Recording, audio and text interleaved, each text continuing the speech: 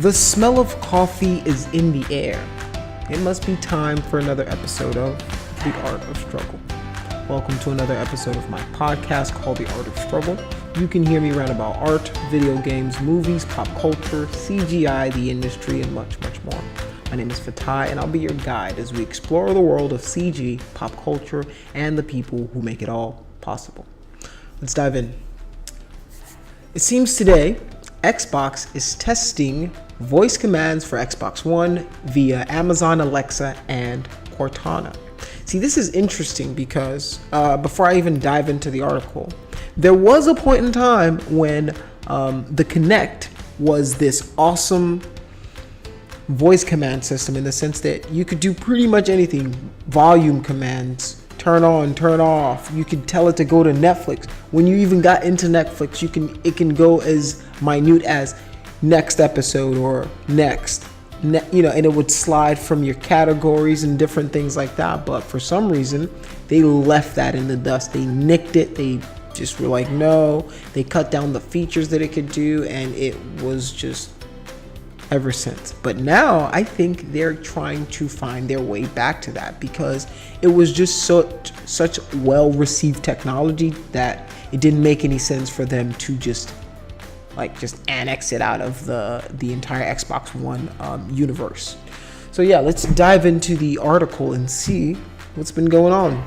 It seems Xbox has rolled out Amazon Echo and Cortana powered Xbox One voice commands on its Xbox Insider testing platform, allowing enrollees to use either Smart Assistant to control a variety of features on a connected Xbox One system. Voice commands are nothing new to Xbox, of course. The console previously allowed players to do many of the things through Kinect for both the Xbox 360 and Xbox One before Microsoft made moves to leave the motion tracking tech in the dust. Previously, games like Destiny 2 have turned to Alexa-enabled devices to implement voice commands as a way to control certain in-game features.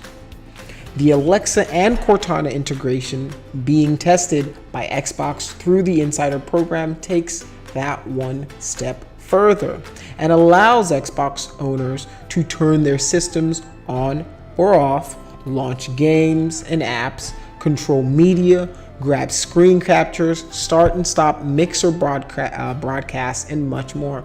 For example, a player can tell their Amazon Echo or Cortana enabled device to start a specific game, and their Xbox One will power on, log them in, and open the named application. So yeah, it's crazy that they nicked that, and now they're like trying to do little tests to bring it back using other people. So I think because this is what happened was, whenever you got the Xbox One and Xbox 360, it was Xbox. You talked to Xbox. That was their AI. It was an Xbox system, and I think what happened was they did a lot of partnerships with a bunch of different app companies like Netflix, Hulu, all those guys, and they allowed them to have some sort of integration into their platforms. But for some reason, I think probably monetary reasons, it wasn't financially viable for them, and they had to scale it back drastically. And what happened was they switched from Xbox One, their AI, to Cortana because that was their main AI. For some reason, I don't know why Halo made it to Microsoft's AI.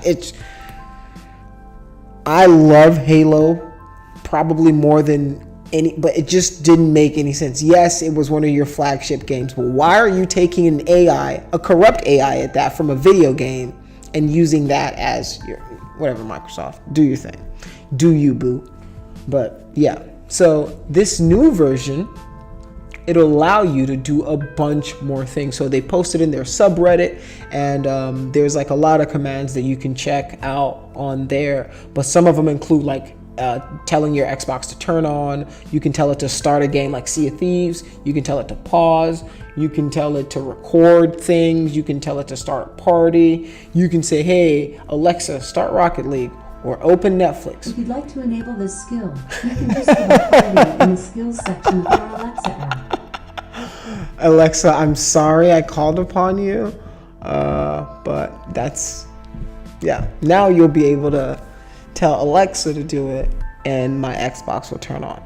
Don't say anything, Alexa. But yeah. So apart from that, yeah, I want to thank you for listening. Here come some quotes.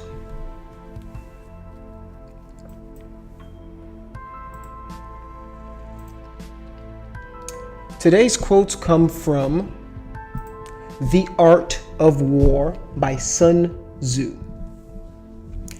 Sun Tzu says, "It is important for you to appear weak when you are strong and strong when you are weak."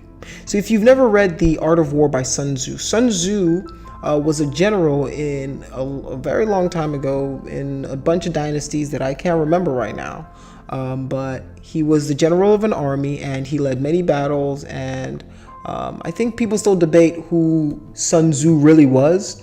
They don't know if he was a general that wrote this down or somebody was his apprentice. And then, so there's a lot of confusion as to how the doctrine came to be. But apparently it was just like a bunch of military doctrines that also helps you kind of live your life. And the best way to win a war, essentially, is what these are collectively summarized into. So it's very good for strategy and a very good way to always keep you on your toes. I read it every once in a while just to get that feeling of like, it's a very entrepreneurial minded book, even though it's written so far away, because in the sense of, like, if you listen to some of it, one of his quotes is, "The supreme art of war is to subdue the enemy without fighting."